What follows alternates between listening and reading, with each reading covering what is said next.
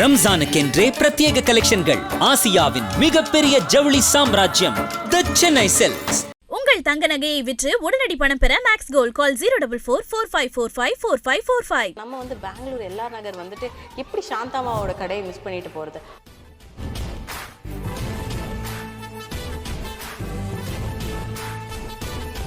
இது வந்து short chain. இது வந்து 150 ரூபான்னு விற்கணும், ஆனால் நான் 100 ரூபான்னு தான் விற்றணும். எனக்கு ஒரு செயின் மேலே 20 ரூபாய் 30 ரூபாய் கெச்சாவே போதும்.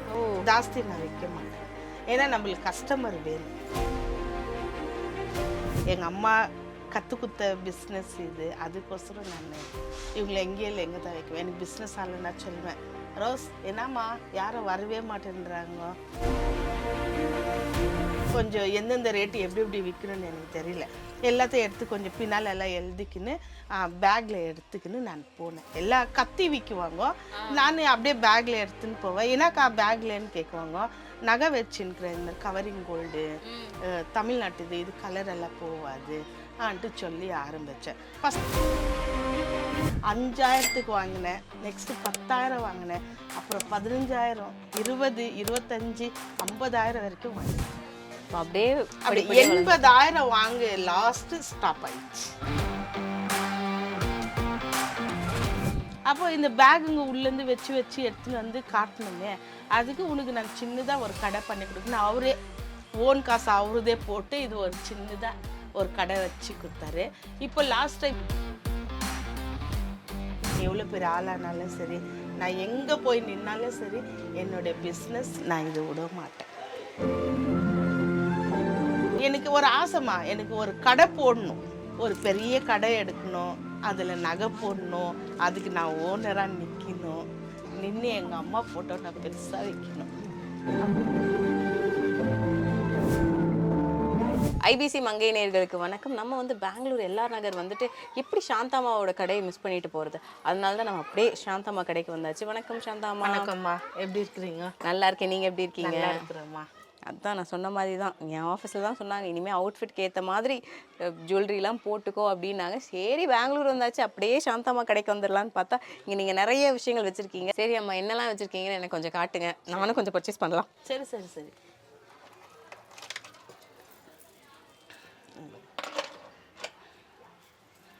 இதெல்லாம் வந்து செயின். இது வந்து ஷார்ட் செயின். ஓகே. இது வந்து 150 ரூபான்னு விற்கணும், ஆனால் நான் 100 ரூபான்னு தான் விற்றுனுக்கும். எனக்கு ஒரு செயின் மேலே 20 ரூபாய் 30 ரூபாய் கெச்சாவே போதும். ஜாஸ்தி நான் விற்க மாட்டேன், ஏன்னா நம்மளுக்கு கஸ்டமர் வேணும் இல்லையா. ஜாஸ்தி அநியாயத்துக்கு சொல்லி சொல்லி எல்லாம் நான் விற்கவே மாட்டேன். இங்கேருந்து இல்லை, ஸ்டாலில் போட்டால் கூட சரி, நான் அவ்வளோதான் போடுவேன். 100 ரூபான்னு போட்டு 100 ரூபான்னு இந்த செயின் விற்கிறீங்க. இது சும்மா இந்த ஷார்ட் செயின் டெய்லி வேர் மாதிரி? டெய்லி இது வரும், மினிமம் ஒரு 3 மாதம் 4 மாதமாவது வரும், கலர் போகாமல். வரும்.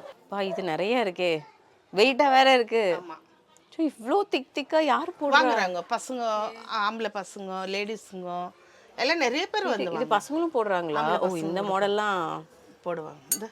இது வந்து எனக்கு ரொம்ப கை குத்துச்சுமா. இந்த பிஸ்னஸ் வந்து எனக்கு ரொம்ப கை குத்துச்சு. ஏன்னா எங்கள் அம்மா செஞ்சிருந்தேன், அதுக்கப்புறம் எங்கள் அம்மா இல்லை. எங்கள் அம்மா இருந்துக்கும் போது கூட சொன்னாங்க. ஓ, அதனால அவங்களோட ஃபோட்டோவை அங்கேயே வச்சுட்டு நான் வேறு எங்கேயும் வைக்க மாட்டேன், ஏன்னா எங்கள் அம்மா இல்லையா.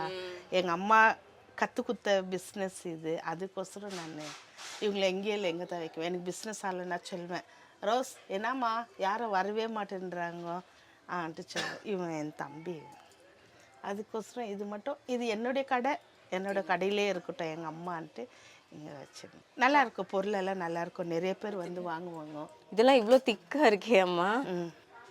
இது வந்து என்ன பர்பஸ்க்கு? 550 ரூபான்னு கொடுக்குவேன். இவ்வளோ திக்காக வெயிட்டாக இருக்குது. 550 ரூபான்னு தான் கொடுக்கும். அப்படியே 50 ரூபாய் கம்மி பண்ணால் கூட 500 ரூபான்னு கொடுக்குவேன். இந்த வலையில் பாருங்க, இது வந்து ஃபார்மின் வலையில். இது அதில் ஒன்று இருக்குதுமா, ஃபார்மின் இருக்குது, அப்புறம் வந்து கவரிங் இருக்குது, ஐம்பவுண்ட் இருக்குது. இதுலேயே வலையில்னா அப்படியே சாதாரணமாக எட்டுனதால வைக்க முடியாது, எல்லாத்துக்கும் ஒன்று இருக்குது. இந்த மாதிரி டிசைன் இதெல்லாம் கொஞ்சம் லைட் வெயிட்டாக மாடர்னாக. இது வந்து 500 சொல்லுவேன், லாஸ்ட் 400 ரூபாய் கொடுத்துருவேன், அவ்வளோதான். பேரம் பேசினா அவ்வளோதான். வேற என்னெல்லாமா வச்சுருக்கீங்க? நிறைய கால் செயின். கொலுசு. சரி, அது வேற கலராக வேற இருக்கு. இது வந்து நான் இப்போ இந்த நான் ஷூட் பண்ணாத இருந்திருந்தேன்னா மாதத்துக்கு ஒரு வாரம் நான் கண்டிப்பாக போவேன். ஏன்னா நான் எடுத்துன்னு போவேன் இல்லையா, எல்லாருக்கிட்டையும் எடுத்துன்னு போய் பேக்கில் இல்லை காலையில் போவேன். காலையில் போக முடியலன்னா 4 மணிக்கு மேலே போவேன். 4 மணிக்கு போனால் வேலையிலேருந்து நிறைய பேர் வருவாங்க. அப்போ அக்கா வந்துட்டியா, கொடுக்கா செயின் கொடு, அது கொடு, இது கொடுன்னு நல்லா வாங்கியிருந்தாங்க. இப்போ என்னால் போக முடியல, எனக்கு இந்த ஷூட்டிங் பண்ணுறதே பெரிய இதாகுது. அதில் போகிறதால இது ஸ்டாப் ஆயிடுச்சு. ஆனால் அப்போ கூட இதில் வராங்க, வந்து வாங்கிட்டு போகிறாங்க. இல்லை நல்லா இல்லை, ஏன்னா எனக்கு கைக்கு நான் எவ்வளோ பெரிய ஆளானாலும் சரி, நான் எங்கே போய் நின்னாலும் சரி, என்னுடைய பிஸ்னஸ் நான் இது விட மாட்டேன். அம்மா கொடுத்த பிஸ்னஸ் வேற, அதனால கண்டிப்பா நான் விட மாட்டேன். அது கூட நான் சொல்லிட்டுக்கிறேன், எங்கள் பார்வதிக்கு சொல்லிக்கிறேன், நான் இல்லைன்னா கூட சரி இந்த பிஸ்னஸ் நீ பண்ணு, உனக்கு இது நல்லா இதாகும். ஏதோ ஒரு எனக்கு சின்னது இது, நாளைக்கு எனக்கு ஒரு ஆசைமா, எனக்கு ஒரு கடை போடணும், ஒரு பெரிய கடை எடுக்கணும், அதில் நகை போடணும், அதுக்கு நான் ஓனராக நிற்கணும், நின்று எங்கள் அம்மா ஃபோட்டோ நான் பெருசாக வைக்கணும். சீக்கிரமா அதெல்லாம் நடக்கும் அம்மா. எங்கள் அம்மா ஃபோட்டோ போட்டு அப்படி எதிர்க்க வச்சுன்னு, எனக்கு அதுதான் எனக்கு ரொம்ப ஆசை. கடைக்கு பேரும் ரோஸ். ஆமாம், ரோஸின்னு தான் வைக்குவேன் நான். ஏன்னா அவங்க கற்றுக் கொடுத்தது இல்லை நம்மளுக்கு. சீக்கிரமா கூடிய சீக்கிரமா நீங்க சொன்ன மாதிரி ரொம்ப பெரிய கடை வச்சு அதில் அதே மாதிரி நீங்க சொன்ன மாதிரி அம்மா பேரோட ஒரு கடை, அம்மாவோட ஃபோட்டோவோட வைக்குவேன் நான். எங்கள் அம்மா ஃபோட்டோ போட்டு இந்த கடைக்கு நான் பேர் வைக்குவேன். எங்கள் அம்மா பேர் சாந்தான்னு வைக்கவே மாட்டேன் நான், ஏன்னா எங்கள் அம்மா பேர் தான் வைக்குவேன். சொல்லுங்க அம்மா, இந்த கடையை எப்போ ஆரம்பிச்சிங்க? இது இந்த கடை கொரோனா டைமில் ஆரம்பிச்சோம்மா. ஏன்னா இது ஃபஸ்ட்டு அம்மா பண்ணின்னு இருந்தாங்க. அம்மா இங்கே சிக்பட்டிலேருந்து வாங்கிட்டு வந்து அவங்க சேல் பண்ணியிருந்தாங்க. அம்மாவுக்கு முடியாத ஆயிடுச்சு, அவங்களுக்கு எதுவுமே முடியல, சும்மா அப்படியே உக்காந்த இடத்துலையே இருந்தாங்க. சரி, அந்த பிஸ்னஸ் நம்ம ஏன் பண்ணக்கூடாதுன்ட்டு நான் திருவண்ணாமலைக்கு போனேன். கோயிலுக்கு போனேன். அப்போது கோயிலுக்கு போனால் கடை லைனாக இருந்துச்சு. ஆனால் நான் நகை வாங்கணும்னு நினச்சி தான் நான் ஒரு 5000 ரூபாய் எடுத்துன்னு போனேன். பஸ்ஸுக்கும் சேர்த்து தான் எடுத்துன்னு போனேன் நான். அங்கே போயிட்டு வரும்போது பார்த்தா லைனாக கடைங்க இருந்துச்சு. ஒரு கடைக்கு போனேன், எனக்கு இந்தமாதிரி சேல் பண்ண ஹோல்சேல் ரேட்டில் கொடுக்குவீங்களான்னு, அவங்க கொடுக்குறேன்னு சொன்னாங்க. அப்போ வாங்கிட்டேன், எல்லாம் கொஞ்சம் கொஞ்சமாக தான் வாங்கினேன். வாங்கிட்டு பார்த்தா 6000 ரூபாய் ஆயிடுச்சு. 6000 இந்தியும் பஸ்ஸுக்கு காசு இல்லை எனக்கு. அப்போது 6000 இதுலேயே ஆயிடுச்சுன்னு கொஞ்சம் கம்மி பண்ணிவிடுங்கன்ட்டு எல்லாம் எடுத்து வச்சுட்டேன். அப்போது இவர் சொன்னார், வேண்டாம், முத எடுத்த நீ அது வைக்காத, நான் வேணும்னா உனக்கு பஸ்ஸுக்கு காசு தரேன்ட்டு அவர் பஸ்ஸுக்கு காசு கொடுத்தாரு. அப்போ வாங்கி நேராக வந்தோம். எல்லாம் எடுத்து வச்சு இது இவ்வளோ ரேட்டு. அப்போ எனக்கு தெரியல, கொஞ்சம் எந்தெந்த ரேட்டு எப்படி விற்கணும்னு எனக்கு தெரியல. எல்லாத்தையும் எடுத்து கொஞ்சம் பின்னால் எல்லாம் எழுதிக்கின்னு பேக்கில் எடுத்துக்கின்னு நான் போனேன். இது எடுத்துன்னு விற்குது, எல்லாம் கத்தி விற்குவாங்க.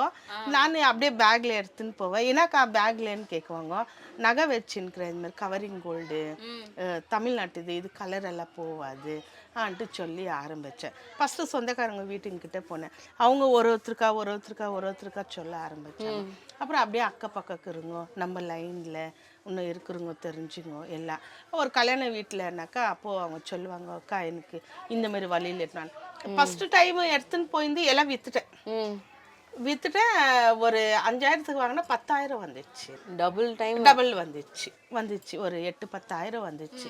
வந்துருந்து எனக்கு அப்போது நம்ம ஏன் இந்த பிஸ்னஸ் ஓனாக பண்ணாத, ரெகுலராக நம்ம பண்ணலாமே ஆன்ட்டு போனேன். நைட்டில் போவோம், நைட் பஸ்ஸில் உக்காருவோம். நாங்கள் நைட் பஸ்ஸில் உக்காந்தாக்கா நேராக போய் நைட்டு 2:30 மணிக்கு பஸ் ஸ்டாண்டில் இறக்கிடுவாங்க. 2:30 மணிக்கு இறக்கி விட்டாக்கா அவ்வளோ நேரத்துக்கு கடையும் திறந்துக்காது, கோயிலும் திறந்துக்காது. அப்போ அப்படி அங்கேயே உக்காந்து பொழுது விடிஞ்சு கோயிலை போய் பார்த்துட்டு மறுபடியும் நகை வாங்கிக்கின்னு அன்றைக்கி நைட்டே நாங்கள் பஸ்ஸில் உக்காந்து திருப்பி இங்கே வந்துடும். இப்படி தான் போய் நினச்சி என்னுடைய இது. அப்புறம் எந்த ஊருக்கு போகிறேனோ அங்கே நகைங்கெல்லாம் பார்க்க வேணும். அப்புறம் அதிலே சேல் ஆயிடுச்சு. 5000க்கு வாங்கினேன், நெக்ஸ்ட்டு 10000 வாங்கினேன், அப்புறம் 15000, 20, 25, 50000 வரைக்கும் வாங்கிட்டேன். அப்படியே 80,000 வாங்க லாஸ்ட்டு ஸ்டாப் ஆயிடுச்சு. அவ்வளோதானா? அப்படியே இப்போ 80,000 லாஸ்ட்டு ட்ராவல் எல்லாம் எல்லாம் சேர்த்தா 1 கிட்ட ஆயிடுச்சு. அப்படியே ஸ்டாப் ஆயிடுச்சு. அப்புறம் இதுலேருந்து ஆரம்பித்து அப்புறம் எல்லா அக்கப்பக்கம் அப்புறம் கல்யாண வீட்டிலலாம் கூடுவாங்க. அப்புறம் அங்கே சொல்லிடுவாங்க, எனக்குக்கா இந்தமாரி வளையல் வேணும், கோல்டு மாதிரியே இருக்கும் வளையலுங்கெல்லாம். அக்கா எனக்கு இது வேணும், இந்த வளையல் வேணும், அந்த வளையல் வேணும், எனக்கு இந்த மாடல் வேணும், எனக்கு இதெல்லாம் வேணும் நல்லா சொல்லும்போது அப்போது காசு எடுத்துக்கின்னு என்கிட்ட இல்லைன்னா கூட சரி பசங்க கொடுக்குவாங்க. இப்போ கடன் கொடுத்துட்றோம் இல்லை, அது நம்மளுக்கு மாதம் பொருந்தா தான் வாங்க முடியும். அது வரைக்கும் என்கிட்ட காசு இல்லைன்னா பசங்க கொடுக்குவாங்க. நம்ம கொடுப்போம், அவங்க அதுக்கு வந்து அப்புறம் தரேன்னு அப்புறமா சொல்றதுனால. கொடுக்குவாங்க. பசங்கள்லாம் கொடுக்குவாங்க காசு. சரிம்மா எடுத்துன்னு போனேன். நானும் அவரும் தான் போவோம், 2 பேர் போவோம். அப்புறம் என் பொண்ணு வந்துச்சு ஒரு வாசம். அப்புறம் எங்கள் பசங்க வந்தாங்க. எல்லோரும் அப்படியே ஒருத்தராக மாற்றி மாற்றி அப்புறம் ஒரு வருஷம் சிதம்பரத்துக்கு போனேன். சிதம்பரத்துலேருந்து வாங்கின்னு வரும்போது என் கால் ரொம்ப ப்ராப்ளம் ஆயிடுச்சு. என்னால் முடியல. பஸ்ஸு ட்ராவல் ஏறிட்டு இப்படி கீழே இறங்கும்போது லாக் ஆகிடுச்சு. அதுலேருந்து ரொம்ப கஷ்டம் ஆயிடுச்சு எனக்கு. ஆனால் இப்போவும் சரி, நான் எங்கே போனாலும் சரி, என் கால் போனாலையும் பரவாயில்லன்றது ஒரு காரணத்தொட்டு இப்போ கூட எங்கே போனாலும் சரி இந்த நகை வாங்காத நான் வரமாட்டேன். எங்கன்னா போனால் கூட சரி ஒரு நிமிஷம் கொஞ்சம் ஒரு 1 ஹவர் டைம் கொடுங்கன்ட்டு நான் போய் மடமன்னு எனக்கு என்ன வேணும். ஆனால் இப்போ கூட அந்த கடைக்கார ஓனருங்க ஃபோன் பண்ணி வாங்குவோம், இந்த டிசைன் வந்துக்குது அந்த டிசைன் வந்துக்குதுன்னு கூப்பிட்றாங்க. எனக்கு இப்போ போகிறதுக்கு டைம் இல்லை. அப்போ நிறைய டைம் இருந்துச்சு. பேக்கில் எடுத்துன்னு சுற்றுவேன். என்கிட்ட நிறைய கஸ்டமருங்க வாங்குவாங்க. இப்போ நீங்கள் ஒரு கடையே வச்சுட்டீங்க. இந்த செட்டப் யார் பண்ணி கொடுத்தா? இது வந்து அங்கிள் தான் பண்ணி கொடுத்தாரு. ஏன்னா இது வந்து யாருன்னா வருவாங்க ஒரு நாளைக்கு, இப்போ கூட ஒரு நாளைக்கு ஒரு 200 ரூபாய்க்கா 300 ரூபாய் ஆகுது வியாபாரம் ஆகுது. அப்போ இந்த பேகுங்க உள்ளேருந்து வச்சு வச்சு எடுத்துன்னு வந்து காட்டணுமே, அதுக்கு உனக்கு நான் சின்னதாக ஒரு கடை பண்ணி கொடுக்கணும். அவரே ஓன் காசு அவருதே போட்டு இது ஒரு சின்னதாக ஒரு கடை வச்சு கொடுத்தாரு. இப்போ லாஸ்ட் டைம் வந்து ஒரு ஸ்டாலில் போட்டோம். ஒரு ஸ்டால் கொடுத்தாங்க, அந்த இடத்துல போட்டேன். அப்போ எல்லாம் கொஞ்சம் ஓடிடுச்சு. லாஸ்ட்டு கொஞ்சம் தான் இருக்குது. இது விற்றுட்டு தான் நான் போவேன். லாஸ்ட் கலெக்ஷனில் தான் நான் வந்து நின்றுட்டுருக்கேன். நின்று பார்த்து இருக்கேன். காலெல்லாம் ரொம்ப நோவு வந்துடும். அவங்களும் காஃபி டீ ஜூஸுன்னு கொடுத்துனே இருக்குவாங்க. நின்று வாங்கினே இருக்குவாங்க. உண்டு 2 குழா இந்த காசு இதெல்லாம் போடுவாங்க. எல்லாம் 100 ரூபாய் தான் கொடுக்குவேன். இது வாங்குறதுக்குனே ஒருத்தர் வந்துவாங்க. நீ இது வந்தவொடனே எனக்கு ஃபோன் பண்ணிக்கா, நான் வரேன்னு வந்து வாங்கின்னு போயிடுவேன். ரம்ஜானுக்கென்றே பிரத்யேக கலெக்ஷன்கள். ஆசியாவின் மிகப்பெரிய ஜவுளி சாம்ராஜ்யம் தி சென்னை சில்க்ஸ். உங்கள் தங்க நகையை விற்று உடனடி பணம் பெற மேக்ஸ் கோல்ட் கால் 04445454545.